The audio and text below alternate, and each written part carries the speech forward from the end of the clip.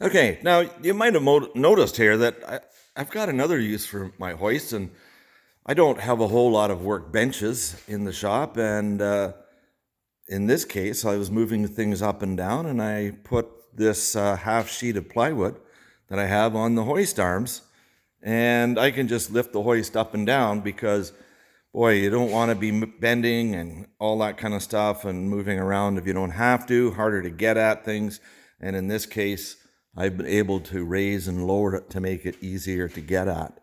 So you can see where I've got things clamped.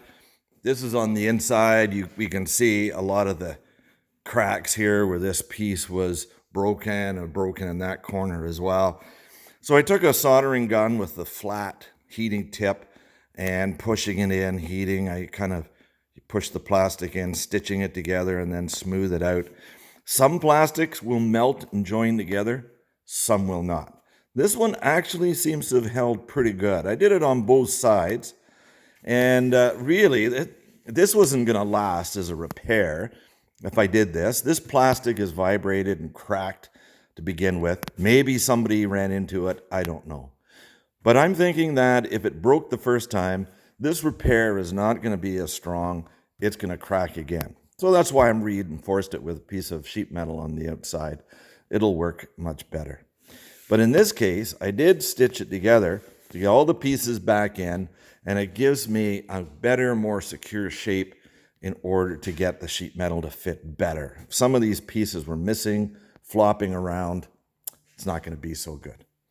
So now we can see where I've got this clamped, and I'm going to be just clamping in here. And you can see these holes. Now, these holes are fairly big. I might have to make a template that's going to be a little bit more accurate. I think these have been shaking and jiggling and working those holes fairly big. I want to drill one hole through the sheet metal and then have it work. So I'm going to probably make a template from this piece right here. We can see there's 1, 2, and 3 holes. Now I can do this with some box board. I could do it with a piece of paper.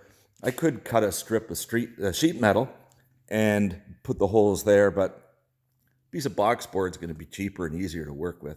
So those 3 holes have to go in this position here. So I want to make it more accurate. I'm going to do that. I'm going to drill it, make sure that it fits. And then I'm going to unbolt the sheet metal again. Everything will be all lined up, bolt holes all done in it. And then I'm going to prime it and paint it.